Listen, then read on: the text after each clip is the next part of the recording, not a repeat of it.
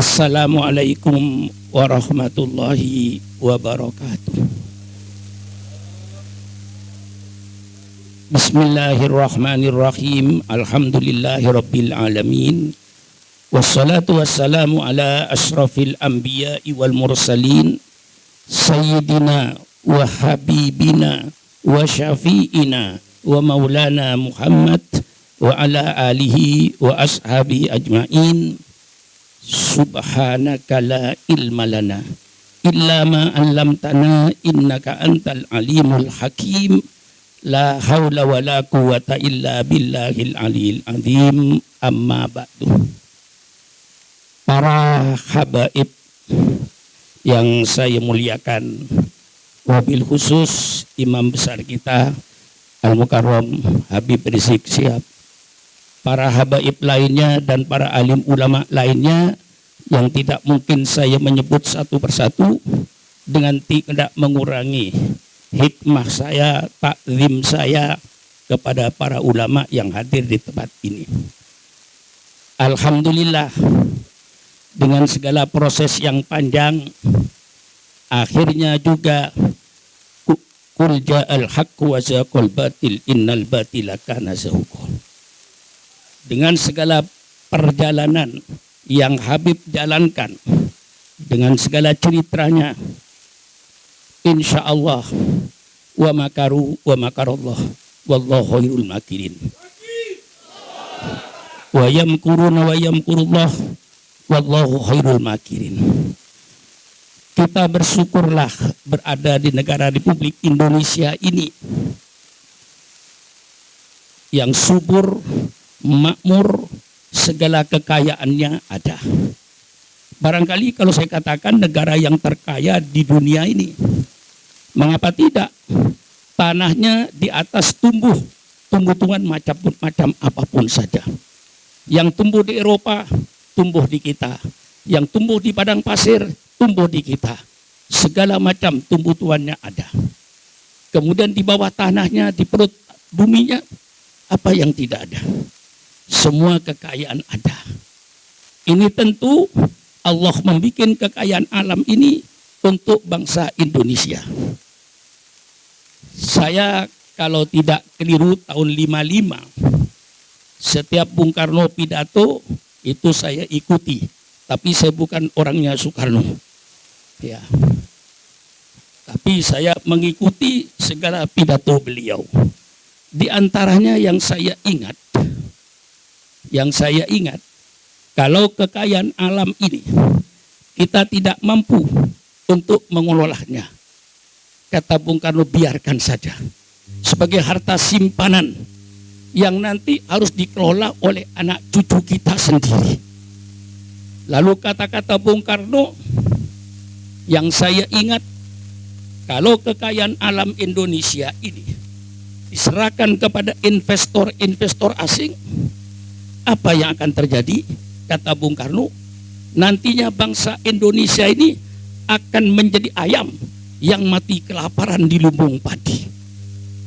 Akan menjadi itik yang mati kehausan di sungai.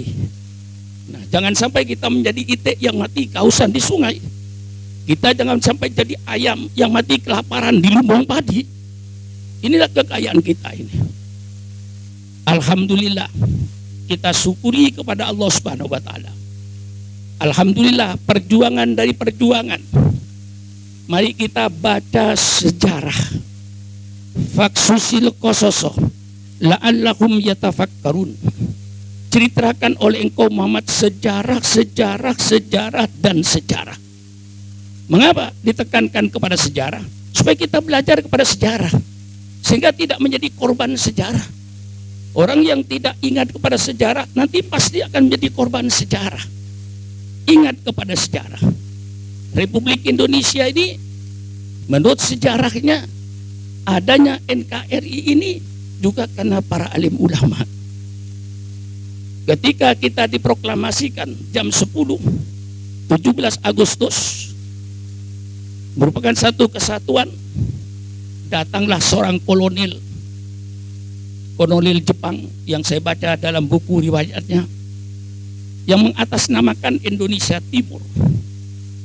Kalau 7 kata ini tidak dicabut, Indonesia Timur tidak ikut bergabung, akan pecah menjadi Indonesia Timur dan Indonesia Barat. Padahal jam 10 tadi baru diumumkan kemerdekaan kita. Tanggal 18-nya, waktu itu Bung Hatta mengumpulkan lagi orang-orang ini. Setelah dianalisa, sangat mengkhawatirkan, takut betul-betul terjadi, maka para ulama lapang dada. 7 kata itu dicabut, diganti dengan ketuhanan yang Maha Esa. Dengan kata-kata Maha Esa itu lebih mahal lagi sebenarnya. Yang aslinya negara Republik Indonesia berdasarkan ketuhanan dengan kewajiban menjalankan syariat Islam bagi pemeluk-pemeluknya. Tidak ada hubungan dengan umat lain itu. Tapi nyatanya mereka tidak setuju. Kalau ini tidak dicabut, maka kami tidak ikut. Akhirnya para ulama dengan lega dicabut 7 kata ini, diganti dengan Maha Esa. Akhirnya berubah. Negara Indonesia berdasarkan ketuhanan yang Maha Esa. Itu sebenarnya mahal. Karena kata-kata Esa itu mesti tunggal. Kalau tidak tunggal tidak Esa. Nah, rela seandainya para ulama tadi berpegang teguh kepada tanda tangan yang ada, tidak mau dan menolak, maka NKRI ini tidak ada. NKRI tidak ada. Persilakan yang mau menuntut. NKRI itu ada karena para ulama waktu itu lega menghilangkan yang 7 ini dengan diganti dengan Maha Esa. Maka tidak mungkin orang yang membangun itu mau merusak, itu tidak mungkin. Dan saya kira tidak ada. Ulama oposisi ini tidak ada. Ulama tidak oposisi. Bagaimana kita akan memusuhi negara? Kita dalam negara. Semua ulama paham, ati Allah wa ati Rasul wa ulil amri minkum. Kalau istilahnya Kiai Wahab dulu, Nahdlatul Ulama bekerja sama dengan pemerintah yang sah dalam rangka amar ma'ruf nahi mungkar. Lah disinilah pemerintah yang harus mengerti. Kalau udah lama mengkritikin pemerintah, itu berarti ulama yang senang sama pemerintah, tidak mau cuek, mau dicuekin. Ayo saya tanya, mau dicuekin? Tidak. Kita ini kalau mengoreksi pemerintah berarti kita cinta sama pemerintah, bukan musuhnya. Dalam negara demokrasi misalnya saya berbeda pendapat, panggil oleh pemerintah ke istana, mari bicara satu meja. Apa maunya Pak Sukron, apa maunya Habib Rizik, mari bicara, adu argumentasi, bukan lalu dimusuhi. Karena yang mengkritik itu mahal itu. Orang yang mengkritik pemerintah, kalau kritikannya betul-betul untuk membangun bangsa ini, itu kritikan yang sangat mahal. Kalau perlu orang yang mengkritik itu dibayar. Ya, siapa kayak tukang kritik itu? Gaji tiap bulan 10 juta. Supaya terus mengkritik. Loh, karena ini partner. Jadi kalau ada rakyat yang berbeda, itu bukan musuh. Panggil ke istana. Apa maunya Pak Sugron? Saya kan bisa menguraikan dia dan terbuka. Kalau perlu siarkan secara umum gini. Alasan-alasannya. Ini tidak ada istilah kiai oposisi, itu tidak ada. Tidak ada. Kiai musuh negaranya itu enggak ada. Tapi kalau kiai sayang sama negaranya ada. Kiai yang cinta sama negara itu semuanya. Beda pendapat, bukan dimusuhi, tapi dipanggil, diundang. Jangan dipanggil ya, diundang. Kalau dipanggil kayaknya mau diperiksa gitu loh. Kalau ada ulama yang berbeda dengan pemerintah, bukan dimusuhi, diundang ke istana, suruh bicara dengan terbuka. Ini mestinya dalam negara demokrasi ini. Jangan dianggap yang mengoreksi itu membenci.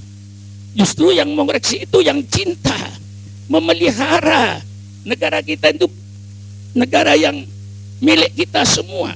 Kita jaga pembangunan negara ini. Kalau tidak benar, mari kita luruskan. Jadi sistem kita ini, para ulama itu cuma kerjaannya amar ma'ruf nahi mungkar. Betul apa dikatakan Habib Rizik. Kita tidak punya musuh kok. Untuk apa kita jadi musuh? Kita tidak punya musuh. Negara bukan musuh kita. Partai politik bukan musuh kita. Semuanya bangsa, satu bangsa. Untuk ingin bersama-sama membangun bangsa. Jadi tidak ada istilah oposisinya, tidak ada. Kemudian kita punya kewajiban. Idza ra'a ahadum munkaran falyughayyir biyadihi wa illam yastati' fa biqalbihi wa illam yastati' fa bilisani wa illam yastati' fa biqalbihi wa dzalika adaful iman. Wa dzalika adaful iman. Yang imannya kuat kalau melihat perongkaran robah dengan tangannya. Kalau kita punya kekuasaan, mestinya semua aparat pemerintah ini satu, lawannya pemerintah itu sama dengan lawannya ulama. Lawannya pemerintah kedoliman, lawannya pemerintah ketidakadilan. Lawan pemerintah yang harus mensejahterakan rakyat. Tidak ada musuh. Kita bukan musuh pemerintah, kita bukan musuh partai politik, kita tidak mau cari musuh, kita mau mencari pembenaran. Setiap yang kita lihat itu tidak benar, mari kita luruskan. Kalau ulamanya tidak meluruskan, ulamanya yang berdosa, yang digebukin oleh malaikat munkar wa nakir. Ini sebabnya. Kalau seandainya tidak ada malaikat munkar wa nakir, biarin aja ketoliman. Karena masih ada malaikat munkar wa nakir yang akan menanyakan kepada ulama, mengapa kau membiarkan kemungkaran? Mengapa kau membiarkan kedoliman? Mengapa kau membiarkan ketidakadilan? Ini seluruhnya ulama akan dituntut nanti di akhirat. Oleh sebab itu kewajiban amar ma'ruf nahi mungkar. Maka saya nyatakan dalam pertemuan ini, kita semuanya tidak ada yang bermusuhan. Seluruhnya bangsa Indonesia, rakyat Indonesia, semuanya ingin membangun bangsa Indonesia. Tidak ada musuh. Sekali lagi saya tegaskan, ulama tidak punya musuh. Ulama tidak mencari musuh. Ulama tugasnya amar ma'ruf nahi mungkar, amar ma'ruf nahi mungkar. Maka saya sudah 58 tahun amar ma'ruf nahi mungkar saya ini. Umur saya 82 tahun. Sejak zaman Bung Karno, saya sudah gini tangan saya kalau pidato. Tahun 65 saya masih ada di pondok pesantren. Saya tahu kekejamannya PKI itu. Saya tidak tidur di pondok, tidur di kampung-kampung di bawah pohon kelapa dengan pedang. Saya kemana-mana tidak pernah pisah dengan pedang. Saksinya ada Kiai Masudi Baitowi, dia ada di Indramayu itu. Mau Isra Mi'raj bawa pedang, mau Maulid bawa pedang. Asal keluar pondok bawa pedang, dan pedang saya letakkan di depan sepeda saya. Sepedanya sepeda ontel. Saya letakkan pedang di depan. Jangan coba-coba. Itulah kekejaman PKI waktu itu. Kalau sekarang kita disuruh minta maaf, maaf. Engkau PKI yang minta maaf dulu kepada kita. Engkau yang minta maaf dulu. Baca sejarah tahun 48, pemberontakan Madiun. Berapa ribu ulama yang kau bunuh? Lalu 65, berapa yang kau bunuh? Anehnya kok kita disuruh minta maaf, engkau minta maaf. Karena banyak kesalahan-kesalahannya. Nah ini semuanya sejarah. Oleh sebab itu mari mudah-mudahan kedatangan Kiai Imam besar kita membawa keteduhan di pondok ini. Kalau seandainya Habib Rizik ada perbedaannya, tolong diundang ke istana. Kalau Syukur Makmun ada perbedaan dengan pemerintah, tolong undang ke istana. Mari kita berdebat. Rakyat menyaksikan mana yang membela rakyat, mana yang tidak membela rakyat. Jangan lalu dianggap musuh. Sini minta selanjutnya, saya minta begini. Kalau Kiai Munawir asli, yang tidak ada duplikatnya, asli kan?